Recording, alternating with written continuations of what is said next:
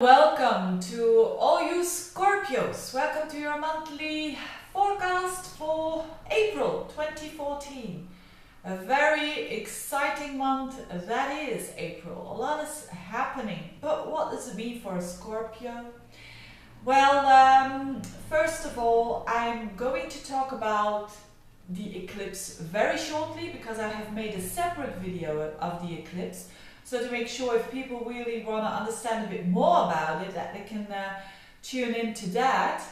And there are three main things going on. First of all, of course, the Grand Cross, then the trigger of that Grand Cross, and then the planet that smooths things out and make things a bit more easy. So this is all happening. Of course, you're not a cardinal sign, so you Scorpios won't have those, unless you have planets in cardinal signs, of course, like that is Libra, Aries, Cancer and Capricorn. Unless you have planets there, this Grand Cross is not really reflecting a lot of change for you. It's more on other levels, like with Saturn and all of that. But this thing is going on in certain areas of your life, and that is what I'm going to talk about. Now, first of all, the eclipse. The eclipse, what's the main thing about the eclipse, or the main energy of the eclipse?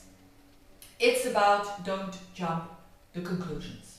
That's the big message for the eclipse. Don't jump the conclusions. And I think Scorpios, they don't have any problem with that, because Scorpios, or Scorpio is a sign that goes very deep and that wants to know everything, you know, and therefore not really jumps conclusions unless you have some planets in fire signs.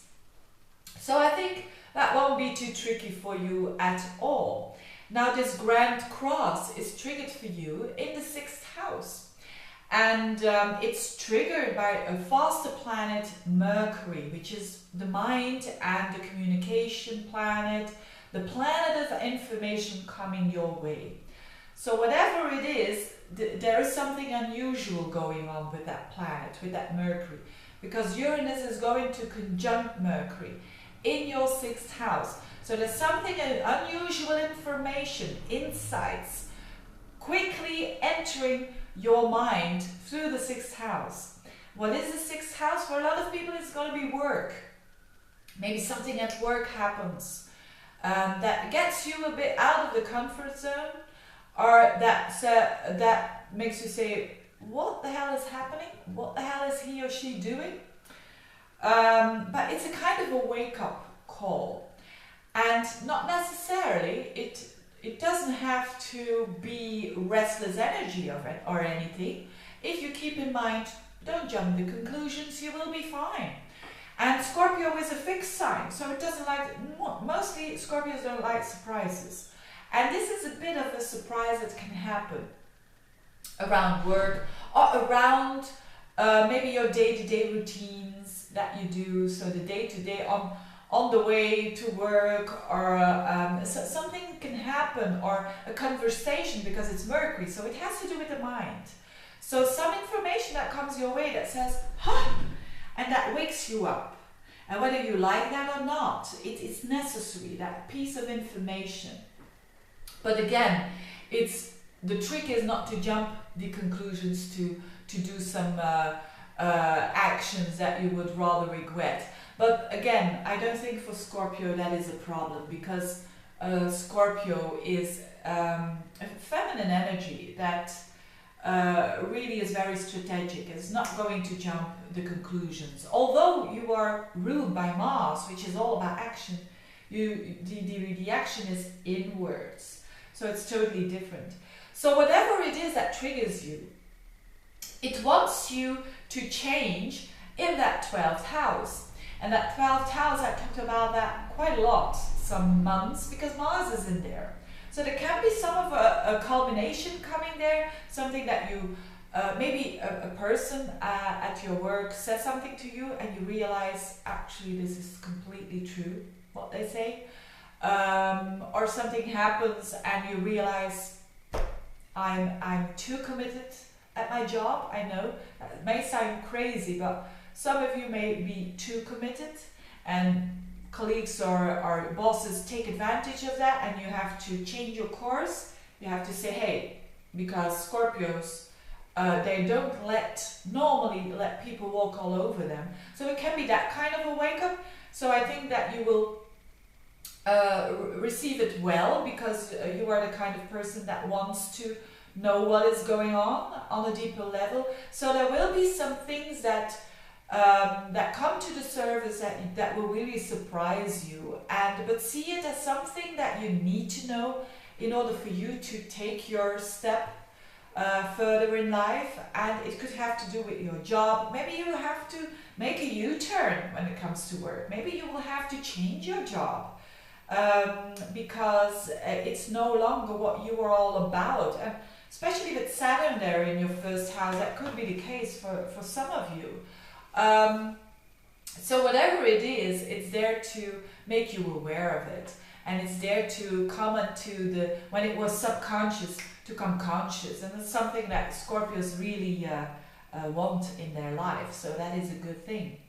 Now, whilst this is all happening, there's also a solar eclipse at the very end of the month. I think the 29th, yes? There's a solar eclipse in your opposite sign, which is Taurus. Now, I think that's going to be a very good eclipse. The Sun, Moon in Taurus and very close to Mercury, because it's from the axis, the 7th house, to your house. It opposes you as a person. So there can be coming new people in your life who are going to be very important for you. There can also be, if you are in a relationship, it can mean that you are going up a level in a relationship because of good communication between each other. And only when the relationship is very, very bad and you've been thinking about ending, now it could be the time. Especially if you have planets around 7, 8, 9, 10 degrees of Scorpio, because it's around those degrees that it happens. So expect some shifts there. Depending on the situation that you're in, of course. If you're in a perfect relationship, or not perfect but a good relationship, it means that it's going to go up a level. It's going to improve itself. It's very, very bad. It could be now the month of that you are going to take responsibility and end with that connection for the better in the long term.